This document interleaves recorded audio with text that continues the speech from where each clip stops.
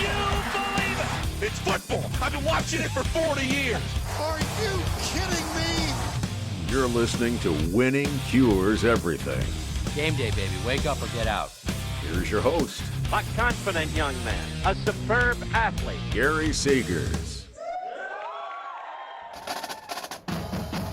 All right, folks, welcome in. It is a brand new edition of Three Dog Thursday, right here on the Winning Cures Everything platforms, the YouTube page, winningcureseverything.com, and on podcast as well, wherever you get podcasts. We're glad that you found us here as part of Three Dog Thursday. I am merely the somewhat competent host, TJ Reeves. Gary Seegers is away this week, although he's been doing a bevy of prognosticating here on the Winning Cures platform in particular, with all of his different picks, all of the different matchups. We love it. We focus on underdogs each and every Thursday here on the platform. We cohabitate. Hello, Jason Powers, my wingman. I love Jason's insight on all things college sports and even beyond. Jason, as you see up on the screen, is part of the Powers on Sports podcast that he hosts, which is an everything podcast, but is also part of Florida Football Insiders as well. Listen, I'm trying to be technologically savvy on the show, so I'm going to do this, and I'm going to do this, and I'm going to tell everybody that wherever you get your podcast, check out Jason on Florida Football Insiders for all of the college Floridian teams. What a week, Jason Powers. Last week for the University of South Florida, USF, for Florida State, for Miami. Big week. They need to find you on the Florida Football Insiders podcast, wherever that you get your podcasts. Welcome in, my friend. There's a bunch, obviously, to go over here. How are things as we get ready for week 2? We had a nice rebirth here of college football in the state of Florida last week. Back to the glory days of the 90s when Florida State, Miami were top 5, top 10 every week in the country. Now we can actually have a claim that we deserve to be back in the top 15 again. Sure. And you look at a USF win with Boise State on Thursday night, which was a top 25 win on ESPN. A lot of relevance. What did I see while we just brag on the state where Jason and I are both residing here in West Central Florida in Tampa Bay? What did I see? It was the first time since November of 2000 that 2 Florida teams beat 2 top 10 teams. That's been a while. That was Miami beating Virginia Tech, and that was Florida State beating Clemson in 2000. That was Bobby Bowden over Tommy Bowden, I believe, in 2000, if I'm not mistaken. But in any event, that's the last time now that we saw the Miami win over Notre Dame. And what about Florida State over Alabama decisively? 2 top 10 wins for those programs. What about FSU, first of all, going back to last Saturday as a 2-touchdown underdog? Gary had them on Three Dog Thursday, outright winner, Jason Powers. Very impressive by Gary. I also thought that game was going to be much closer than the 14. I think what I saw last week were 2 things that I really wanted to see. I wanted to see the competitive spirit of Florida State. They lost that last year. It was a dumpster fire. Players were playing for the name on their back, not the front. I think after Alabama, again, how was Florida State going to react when Alabama went down the field in the first drive of the game for 8 minutes and punched it in? You saw what they did. They responded. Castellanos, that offense, the physicality of Florida State on both lines of scrimmage was dominant after that point. Again, very good sign for Mike Norvell. Now, how do you handle some success leading in? Everybody's talking how great you are now. How do you respond to that? Same can be held for Miami. First time in like 10 years they had beaten a top 10 team. How do you handle the success? Right. Florida, Miami next week, not this week, but next week you have Florida and Miami. 2 weeks, I'm sorry, not next couple weeks. You got Florida, Miami playing each other. You got Florida State playing an ACC team in a couple weeks. How do you handle the success? And eventually Florida State comes around in early October to play Miami. Yes. As well. The good news for the Seminoles is they are playing 2 cripples. What is this, East Texas A&M or whatever it's on my schedule? What is that? I know you played Alabama in the opening game. And again, we love the dogs. By the way, we were 4-2 on the show last week. Thank you, East Carolina. You had East Carolina as well for Three Dog Thursday purposes last Thursday night against the Wolfpack of NC State. Get rowdy at the Dowdy with the Pirates of ECU. They were a cover. We both loved Fresno State. We did. I said a couple of times, a team that has played a game playing at home, How are they an underdog to Georgia Southern? They were a short underdog on Three Dog Thursday, and they won the game decisively, Fresno State. So we love that spot. Gary also came through with the Miami win over Notre Dame. I'm skeptical of Mario Cristobal. I know it's a quality win over Notre Dame. Carson Beck now there at quarterback. Are you more of a believer in Cristobal after we've seen some coaching blunders at Oregon and early on at Miami? Do you believe that he's learned from it? I Will it be better? What do you think? you always have to worry about Mario botching a game, but things I like, again, you saw strength in the trenches, really good offensive line play. The defensive line, without having to blitz a whole lot, played pretty well. They were more organized on defense. Does Miami have to be a top 10 defense? No. And look at their schedule. No Clemson, no Georgia Tech in the ACC. So you have to deal with Florida State potentially in a month or so. But other than that, you got a pretty smooth path to, even if you do slip up once, you can still make the ACC title game. And I think we saw Clemson is not the clear dominant team in this league. Struggled again on offense. Some of that is credit LSU, but struggled again on offense to put points on the board, especially in the second half where they were shut out by LSU. How about Dabo's comments to Brian Kelly about, well, they were a 65 and we were a 58 on the grading scale. Are you kidding me? I love the full comment. He said it was a final exam right away. He said, credit them, they won, but they got a 65, we got a 58. In other words, neither one of us were very good. And Brian Kelly shot back. He's got to have some help with his math because we dominated that second half, which I don't know. Dominated, yeah, they beat them 14-0. I mean, dominating is what TCU did to North Carolina in the second half. When 20-7 became 27-7, 34-7, 41-7 in the third quarter of the game. Which, speaking of which, are we at DEFCON 3 for a few situations and fan bases? We got Alabama like at DEFCON 3 or 2 because it descends. We got already at North Carolina. Are we at DEFCON 3 already on Bill Belichick? And what about Arch Manning after all of the hype?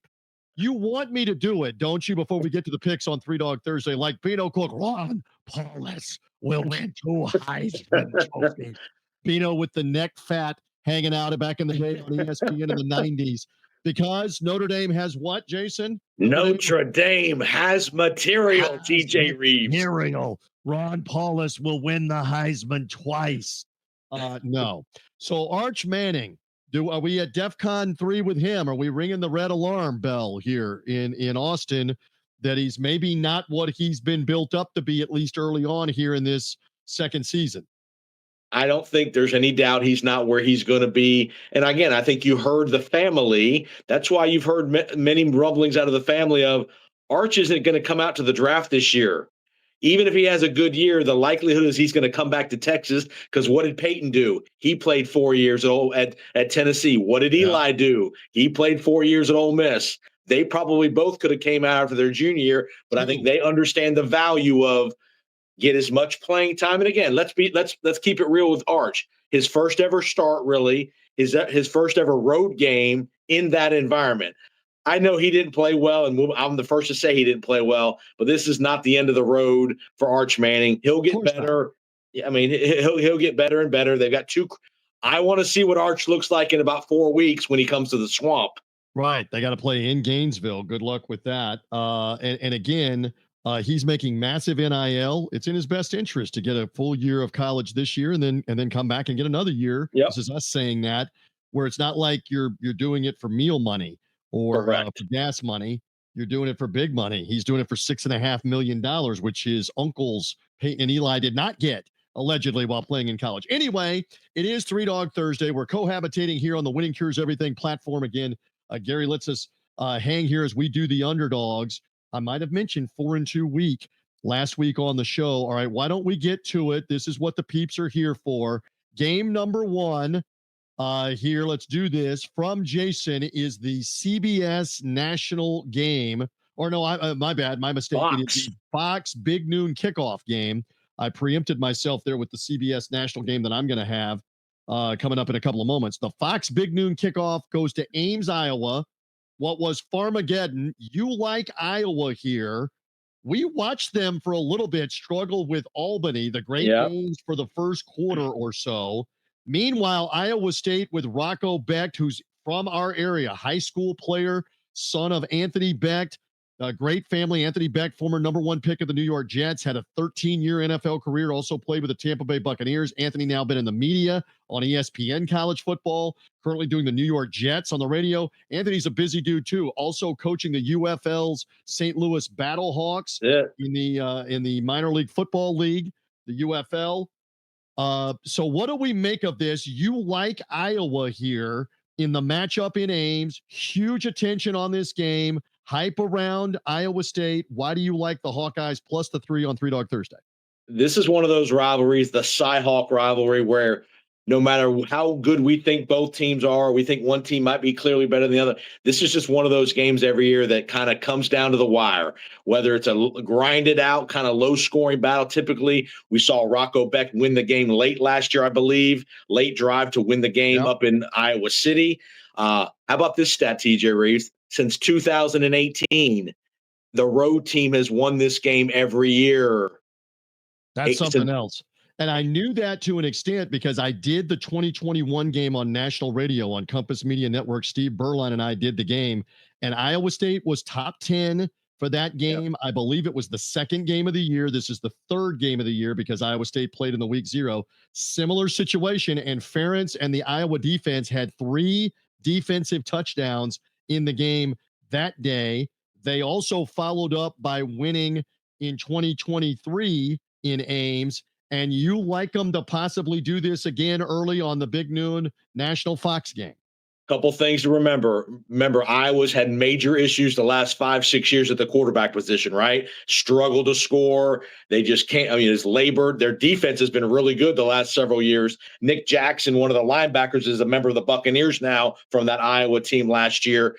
Mark Gronowski, remember that name, a transfer out of FCS South Dakota State, I believe, is where he came from, had a really good career there. He's now their quarterback. Last week, I think you saw a conscious effort to keep it very close to the vest offensively against Albany, maybe not to expose what he can do well. Mark Gronowski is a good thrower. They really like him. And if you look at Iowa's schedule, there's some opportunity here to kind of be the sleeper team like an SMU. If they can win this game, I believe they have Ohio State and Oregon in their building. I believe those two are coming to Iowa City later in the year. They avoid Penn State, I believe. So Mark Gronowski could be the difference maker offensively because I think Iowa's going to have another good defense. We know what Rocco Beck is. You talk about one of the most clutch players in America. Rocco Beck's not the most physically gifted guy, but he is a winner. He makes the play when it has to be made. So +3 here. I could see a 21-20 kind of game. I could see Iowa State winning the game, but not covering the 3 points. It's just that kind of rivalry of it. We've seen goofy plays in this game, TJ, safeties, block kicks, kick return. So goofy kind of plays, which get the score off kilter. I just think Iowa keeps this game close. I can see Iowa winning the game. Give me Iowa plus the 3 in Ames. Love it. Again, Gus Johnson and Joel Klatt will be on the call. Could get animated. And again, Rocco Beck has been good. He had a couple of turnovers in Ireland on the sloppy field with Kansas State, but let's don't bury the lead. He had a couple of big touchdowns in the second half, one throwing and the eventual game winner running. They rocked and rolled last week with South Dakota at home, where it could have maybe been a sleepy situation, sandwich game in between the Iowa game. Now will they be raring to go? And you mentioned, what's it worth a year ago that he led them to the last second win, the field goal, the kicker kicked a last second field goal from about 50 yards out in Iowa City. He kicked a 63-yarder last week, the kicker for Iowa State. So stay tuned. They've got the same place kicker here. I know you're big on the kicking. So doggy number 1 is Jason going with Iowa here as part of 3 Dog Thursday. All right, let's continue.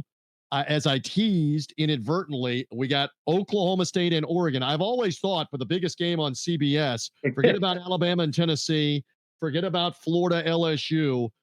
Let's patch together whatever this is with the Big Ten and the Big 12 because it's an Oregon home game. CBS can take the game. So this is 12:30 Pacific, 3:30 Eastern time. And Oak State, off of a performance with UT Martin at home. Remember, Mike Gundy fired everybody but the janitorial staff at Oklahoma State.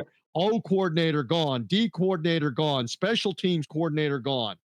All right, so now they get a game under their belt. They put it away late, won 27-7 over UT Martin. Meanwhile, Oregon scored a ton of points over Montana State. Yeah. Oregon at home, favored by a ton here. Do you want a couple of numbers? Because I watched Gary's stuff here on Winning Cures Everything on the platform and winningcureseverything.com. You ready for a couple of numbers here? I want some numbers, but we've also had some coach-on-coach beef this week too, right? We have. We got to get to that in a second. But what if I told you that for whatever it's worth, in their last 13 tries against a top 25 team on the road, that Oklahoma State is 9-4 covering the number against top 25 teams on the road, of which Oregon is. They're 9-4. Now I realize totally different roster, new coaches. Mike Gundy's still the head coach. That's probably worth something. Do you want another nugget from this game, as Gary shared? The last 8 road openers for Mike Gundy, 8 years in a row, they are 8 for 8 on winning the game. I don't think that's happening here. And they're 8 for 8 ATS. They are 8-0 in the last 8 road openers. So before you dismiss, poo-poo the Cowboys, the Pokes, I know Oregon can score. I know Oregon is probably going to get to 40, 45, maybe even 50 points. But can the Cowboys get to like 28? Can they get to 24? Can they get to 28? If they get to something like that, great chance to cover. Give me Oklahoma State here in this setting, plus the 29.5 for the podcast audience that's not seeing the graphics and the moving pictures in the show. And when's the last time Oklahoma State, who's had a good program since Mike Gundy's been there, when have they been a 29.5-point underdog? I'm glad you asked that, and I will look it up while you explain to the audience. I plug away again for the Phil Steele Bible. This thing is unbelievable on giving you anything. While I look that number up on when's the last time they were at least a 20-point underdog, give me more on the coach-on-coach beefing. Mike Gundy was not comparing final exam scores. He was actually comparing NIL money this week in his press conference. Because remember, who used to be the big funder of Oklahoma State a few years ago? One T. Boone Pickens. That's right. He used to be the big financier, Oklahoma State, big alum. Gave them hundreds of millions. The late T. Boone Pickens, the oil man, gave them hundreds of millions. But now you got Mike Gundy complaining that Oregon outspends them. Is that right? Because you got Phil Knight at Nike, who's doing all the things they do. Dan Lanning snap back at Gundy, and again, the one thing I'd be concerned here, TJ, if I were you, with this beef, if this game is 24 points with about 4 minutes to go, don't think Oregon won't try to plug in another one to cover the number. That would be a concern for me on this game. Well, what did Dan Lanning came back with?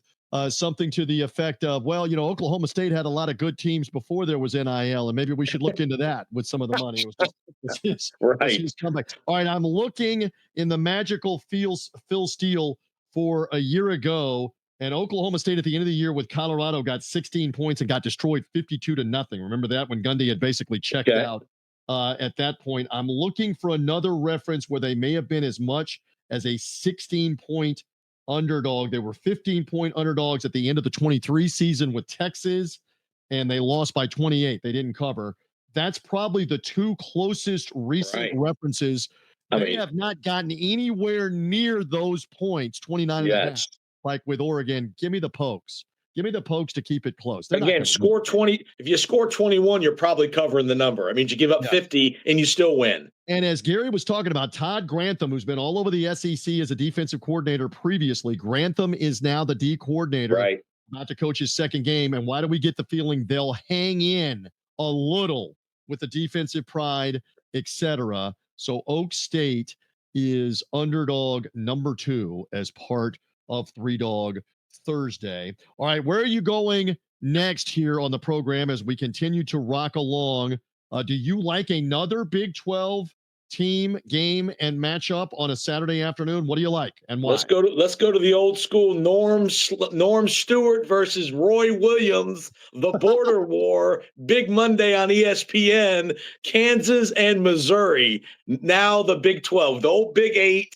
Now to the Big 12. Yes, and now with Missouri now in the SEC, it's neither. So, but it's the border war. It's Kansas and Missouri. This is not a neutral site game. This game is in Columbia, where again, first time in a while they've played at the home venue. So Kansas comes in getting 6.5.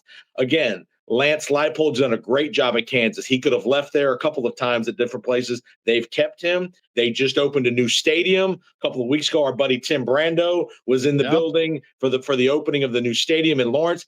How about this, TJ Reeves?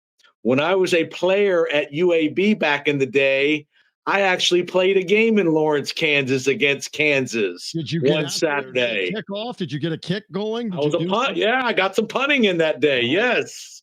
What do they have, about 7,500 announced for Kansas UAB? Yes, and I believe we lost 72-0, I believe was the number that day. I think it was a ugly score that day in Lawrence. But we know Jalen Daniels can play. We've seen him in the first couple of games, including with Fresno State, and last week it was an easy game. Meanwhile, for Missouri, they put a bunch of points up on the board last week as well in their opener. I'm double checking. They only won 61-6 with Central Arkansas. Bo Pribula is a quarterback transfer from Penn State. He was behind Aller last year. You saw him in some limited time in some running situations. My concern with Pribula is, can he be a consistent thrower of the ball? We know he's a big guy, can run. Last week he threw for 283 yards and 2 touchdowns, but against inferior opponent. Can he do that against a quality opponent, Kansas? Again, Jalen Daniels, kind of like the Jaden Daniels of LSU. A lot of hype, a mobile quarterback, can run and throw. Can Kansas protect him and keep him kind of pretty clean in the pocket in order to do him? I think if they can keep him protected, I think this is a great opportunity here for Kansas, who a lot of people think were the darlings of the Big 12 last year. A lot of people thought they would win the Big 12 and didn't have a great year because Daniels got hurt. A lot of people think Kansas could be a viable contender here in the Big 12 this year. I know you're very involved with the Big 12 coverage as well. This is a wide open Big 12 this year. 4 or 5 teams could win it. Let me tell you this. Carter Stanley, the former quarterback of the Jayhawks back about 10 years ago, is going to be the guest this weekend. Free plug on TuneIn Radio's Big 12 Game Day, our Saturday preview show. Carter's going to be the analyst for this week. And Carter would come and probably kiss you because he believes in rock chalk this week as well. He'll definitely high five you or do a somersault that he likes the Jayhawks here at Columbia. I said to him, did you ever get in a game with Missouri? He said, I did not play the 1 year we played Missouri after all the switching here where Missouri has gone to the SEC and Kansas was in the Big 12. He said, I never got to play against those you-know-whats.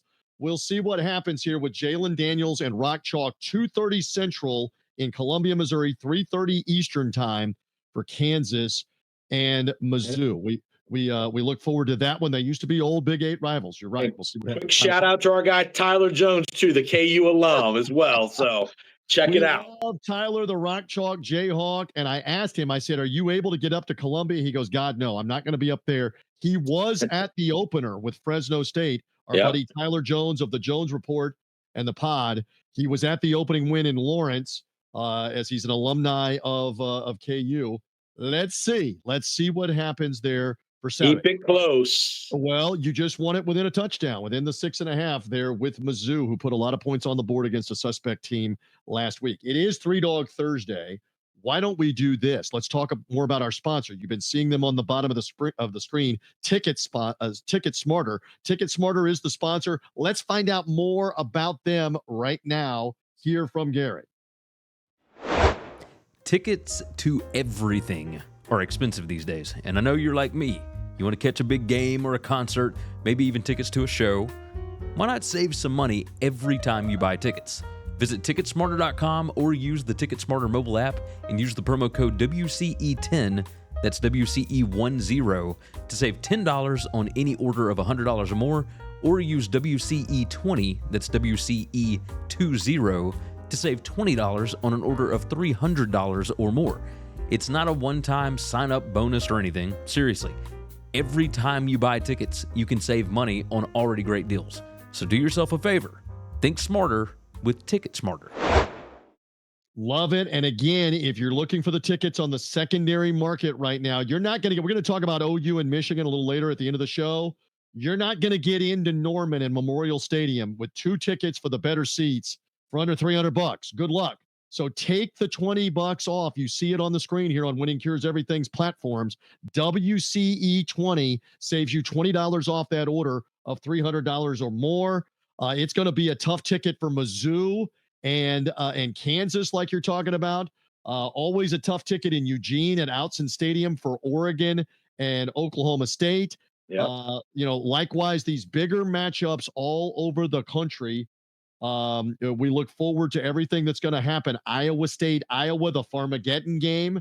USF Florida in Gainesville. USF Florida. Good luck with getting the better seats for under $300. $20 off your order, WCE20. And Jason, use that promo code as much as you want, as Gary was saying, to think smarter. NFL games. You can use it for anything. NFL. Week 1 of the NFL, concerts, baseball playoffs coming up. Again, anything you want to use it for, use it as much as you want. A lot of these ticket outlets, you can only use the promo code one time ever. Use WCE20 as many times as you want with TicketSmarter, the TicketSmarter mobile app. Think smarter, TicketSmarter. Shall we move on, you and I? Let's do that, and let's talk underdog number 2 from me. Let's go late night. Well, at least prime time. Blacksburg, Virginia. Yep. Hokey hi. They're the boys from BPI. It is Virginia Tech hosting Vanderbilt. Do I see the Commodores as a short underdog? I believe I do. And again, we mention this all the time. For Three Dog Thursday purposes, the Thursday line is showing Vanderbilt right now getting 1.5. Give it to me. If that line switches and Vandy becomes a favorite after Three Dog Thursday, nothing we can do about that. Jason, we're here on Thursday. We're making a pick on Thursday, baby. If the line goes up after Thursday, goes down, this is the price. The price is Vanderbilt plus the 1.5. Vandy got an opening win. Virginia Tech took the loss on Sunday to South Carolina in Atlanta in the made-for-TV game, ACC versus SEC. Shorter week for them. They are at home. But you and I are big on Diego Pavia and the Vanderbilt quarterback and the Commodores. Give me a little more on Vandy here. Is this about his 7th year of eligibility? He sued the NCAA and got an extra year and all that. But again, back to kind of what we talked about with Rocco Becht. Pavia just figures out ways to win games. If he's got to run for a bunch, he'll do it. If he's got to throw it, we saw what they did to Alabama last year. Clark Lee doing a really good job building that Vanderbilt program. And again, tough loss for Virginia Tech over the weekend, short week. They were in that game for most of that game. The game turned on that punt return for a touchdown in the fourth quarter. But again, can Brent Pry, who's under some heat, kind of an under the radar guy that's now under some heat up in Blacksburg, he needs to win this game. Pavia, I know there's some brothers that got in some issues with the authorities over the weekend. Listen, Pavia threw for 275 and 3 touchdowns last week against Charleston Southern, but he wasn't the Pavia that was in the news, more so than his brothers. One brother got into a fight with a concession worker at Vanderbilt's Memorial Stadium. And the second brother, like the WWE, tagged in to go after the security guards and the cops while they're trying to arrest brother number 1. It was a twofer. Both Pavia brothers taken to the clink in Nashville. No word on whether they're going to be in Blacksburg or not. Stay tuned. But I like Vanderbilt here in this spot as the SEC team with what Clark Lee is building. I think they can potentially, obviously I do, win this game outright. Getting 1.5. Give me Vandy. This is on the ACC network at 7:30 Eastern, 6:30 Central Time for Vanderbilt and Virginia Tech. Any final thought on that matchup? The SEC had some success against the ACC last weekend. No doubt. But again, this is a good measuring stick for both teams. A middle-of-the-road SEC team, ACC team.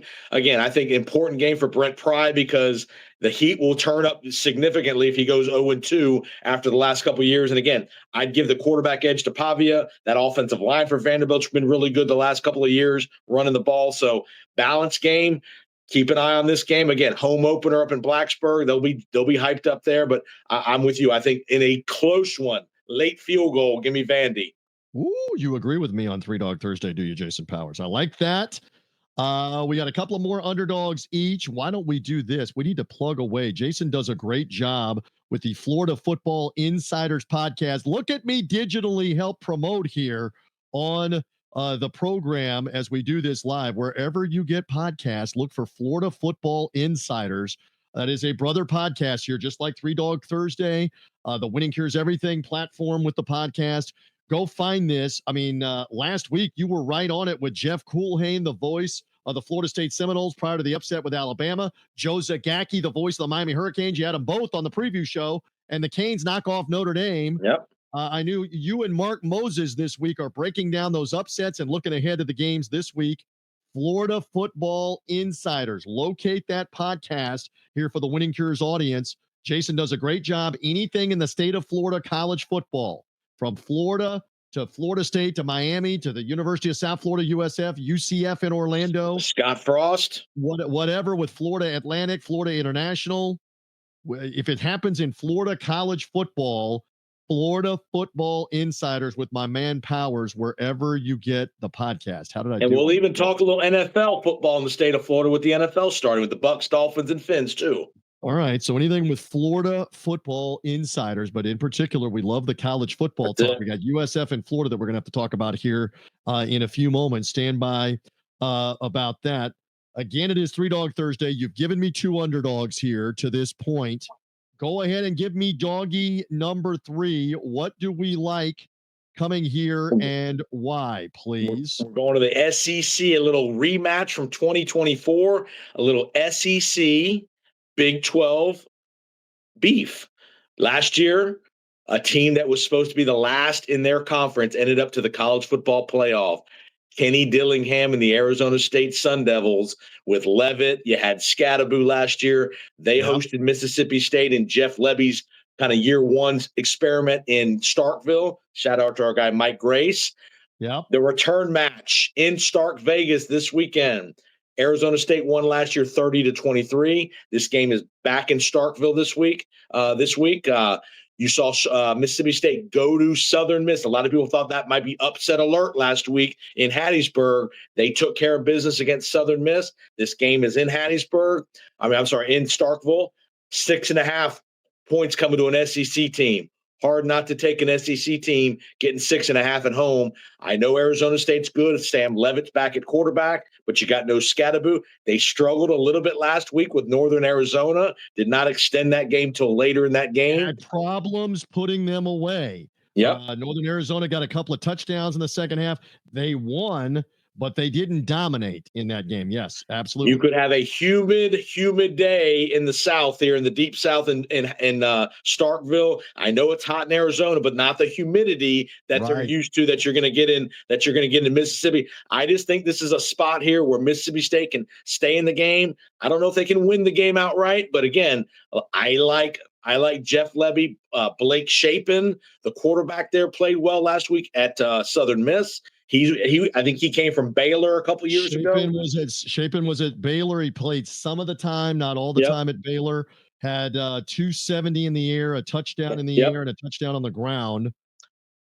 Interesting because there's a lot of points, hype, baby. All right, there's a lot of hype around Arizona State. Did you see the Kenny Dillingham comment about having to come to Starkville and play the game? And he said, well, one of the challenges was finding a hotel that was not connected to a casino. Yes. And so they're staying 90 minutes away. I don't know where they're staying, whether that's in Jackson or whether that's in Birmingham. Again, it's in eastern Mississippi, Starkville, not easy to get to. But the Sun Devils have got to be there. This is 6:30 Central Time coming on Saturday night on ESPN2. You say, Hail State! Here on Three Dog Thursday. Give them to me, baby. Give them to me. Give me the points for that underdog. All right, one more underdog to go for me. And this is under the category of, we do this a lot on Three Dog Thursday. How are they favored? Jason, I'm just going to put it up on the screen. How is UCLA favored against anybody, much less on the road at UNLV? I know the odds makers are trying to get like equal betting, and if you made UNLV the 3-point favorite or the 4.5 point favorite, nobody probably bets on the game. So maybe you're seeing us, and maybe the number is now like 2, or it's 1, or it's even, or UNLV's even favored. But for Three Dog Thursday, UNLV off of a win last week over Sam Houston State. Now I know they had trouble in the opening game of the season. They had some problems with Idaho State. That was a week 0 game. They were better last week. Yep. They've got they've got a transfer quarterback for UNLV. I'll get the name in a second, and maybe you know the name. For I Dan do not. Mullen, the first-year coach. Deshaun Foster, by the way, he's got Nico Iamaleava, the quarterback from Tennessee. He looked shaky last week. Utah blew them out. I say again, Brother Powers, how is UCLA favored here on Three Dog Thursday on the road? I don't understand this. Can you help me? I would think from the public's perspective, big time, big city loss, LA, UCLA, Big Ten against Mountain West, rebuilding UNLV. I think that's the public perception is, oh, UCLA will figure it out, so we got to make them the favorite. But yes, UCLA looked very shaky last week. Nico, you wonder at some point down the road, is he going to regret kind of making the power play that he made at Tennessee to get out of there over a couple $1,000,000? This is one you got to be very careful of. Dan Mullen, we know he's won games at multiple places. Tough to see how UCLA is a favorite. Again, Anthony Calandrea is the quarterback who was at Virginia. Calandrea ended up having a good game last week, threw for 2, ran for another one in the win at Sam Houston State. They looked much better in that game. Mullen, obviously former big-time coach, not only at Florida, but he had Mississippi State, speaking of Hail State, with some guy named Dak Prescott, and they were number 1 in the country for a couple of weeks. So Mullen has proved himself in the SEC in the past. What has Deshaun Foster proven as a coach? I know they won 2 or 3 games at the end of last season. Yep. But they were only a favorite twice last year, and they lost both games as a favorite last year. I don't understand how they're favored at Allegiant Stadium. This is 5 Pacific time, Saturday night, 8 Eastern time on the CBS Sports Network. Give me the Rebels. Give me Dan Mullen to go 3-0 with a win over UCLA, who's not what they were even a few years ago. Chip Kelly kind of had them going, but if you even go back before Chip Kelly, whatever else that you had there, Carl Durrell and whoever else. I'm trying to remember whoever else. Who was before Chip Kelly? I can't even think of who was before Chip Kelly. UCLA's kind of been on an odyssey for a few years trying to figure it all out. So Rick Neuheisel as well in the 2000s. So let's see. But I think it's UNLV out of the Mountain West that will get the win outright. I'll take the 3 points as a gift on Three Dog Thursday. Again, we're percolating along here on the program. Again, final few moments here on Three Dog Thursday on the Winning Cures Everything platform as we rock along. I'll go ahead and put this back up again. I want you to give me a couple of thoughts on a couple of the bigger games. We're in the state of Florida. You were talking about this on the Florida Football Insiders podcast. USF, South Florida in Tampa. Mrs. Reeves is a bull. The Bulls at Florida. Yep. All right. They've played this game a couple of times in a 3-game series. USF not really competitive in either game. They were a little better in the game in Gainesville back 3 years ago. 2022. Should have won, actually, TJ. Well, they were leading in the fourth quarter. Kind of had Florida on the ropes. That was Dan Mullen, right? That was still Dan Mullen, I think, before he went to ESPN in that final year. All right. Florida demolished Long Island last week. You and I were together. We were watching some of that game with DJ Lagway at quarterback. They got some good running backs. USF with Byron Brown, the big running quarterback. They're athletic on defense. Bulls getting 17.5. Did you almost take USF here for Three Dog Thursday? I thought about it. I did. Again, impressive performance by USF against Boise last week, kind of pushed them around.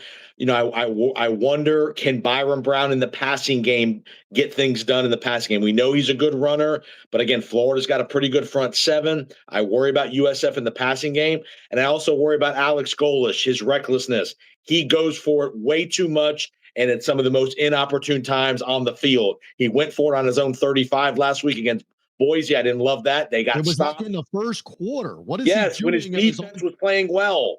His own 30-something yard line, you're empowering the other team if you don't make it. I know you got the mentality. Didn't like that one bit. I think Florida, again, the balance. I think you're seeing they've got a good running back, Lagway. They've got some receivers. I know they played Long Island, but they got some players at receiver and tight end. Let me submit to you, because you and I have been talking about this off the air. Let's put it on Three Dog Thursday here on the Winning Cures Everything platforms. that what USF did to Boise State was bully them up front, offensive line and defensive line. Is it not a concern, if not a fear, that Florida may very well do the same thing to the Bulls on Saturday here and wear them down and bully them on both sides of the ball?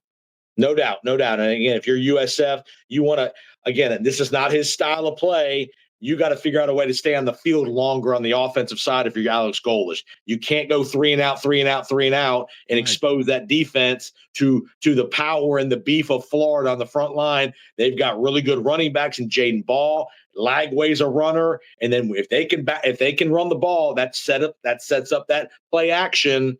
Boom, over the top stuff, and they've got plenty of good. I worry about USF. I don't think USF's going to win the game. Could I see them backdooring it, losing by 14 or 16 points? I could, but I don't think USF can win the game. All right, so you did not play that one as one of your 3 underdogs. There's some thoughts on that one. And while we're here, the primetime game on ABC with Chris Fowler, Kirk Herbstreit and company doing it. It may not be Fowler, maybe Reese Davis again, because Fowler's doing it. It is Fowler. I heard that on the radio. Okay, so Fowler will be there. So it's Oklahoma and Michigan.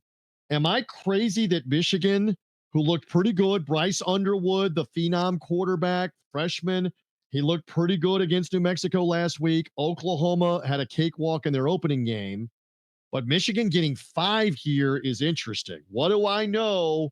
But that seems a little high, and that number may even be a little better for if you're back in the Wolverines. You might get a 6. I'm just saying this, by Saturday morning, you might get a 6 or a 6.5 or something like that. Seems a little high to me, Jason, for Saturday night in Norman. I'm going to go the other way on this one. I think you're going to see a similar thing as you saw with Arch Manning last weekend. First road game, true freshman. Again, Arch has a little more experience than Underwood, but I worry about Underwood in Norman. Venables is a very creative defensive coordinator. He will have some exotic stuff. And you're also going to be playing a team in Oklahoma who's got a big-time quarterback, John Mateer, who they brought over from Washington State, and will be able to score points. I don't think Michigan is quite as good on defense as they've been, and I worry about Michigan's ability to throw the ball in Norman. Justice Haynes had a really good game, the former Alabama running back for Michigan last week, but I worry about Underwood's inexperience and first road start in a monster environment in Norman Saturday night. They they beat Illinois State 35-3. This ain't Illinois State with Michigan coming in. Gary had the stat, by the way. Wolverines in their last 4 games against the SEC have covered in every one of them, including the game we did in the ReliaQuest Bowl back on December 31st with Michigan having several players, their top 2 rushers, opted out of the game. They still beat Alabama outright as like a 15 or 16 point underdog in that game. So Michigan has had some success against the SEC. Do we really call this the SEC? Oklahoma's second year in the SEC. Yeah. Stay tuned. Primetime ESPN or ABC. Primetime ABC. ABC, for Saturday night for Michigan and for Oklahoma. That pretty well wraps what we have here. Because I went to all of this trouble, I'm going to put the graphics up on the screen one more time. Again, Jason will go through it. Has Iowa against Iowa State in game number 1 and underdog number 1 in that game, the big noon kickoff game on Fox at noon Eastern time, 11 Central time. I took Oklahoma State out at Oregon. This could get ugly, but I think they keep it close enough.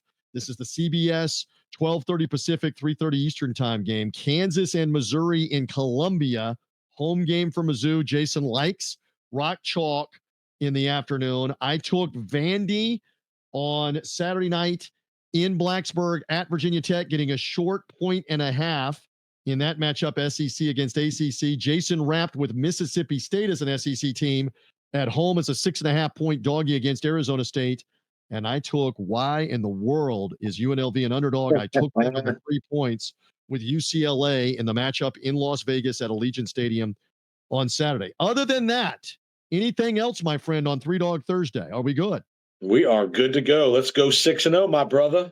I do believe we need to tell the audience here that you can find us as well as part of 3 Dog Thursday on podcast, wherever you get your podcast. Why don't you find us on 3 Dog Thursday as well? How am I doing on the fly with all of my graphics and You're like an everything. executive. I'm going to call you an executive I'm producer. like the executive producer of the show. Wherever you get podcasts, find us on 3 Dog Thursday if you're here on the video show. Take us in your ears with the AirPods, the earbuds, the Bluetooth on the phone.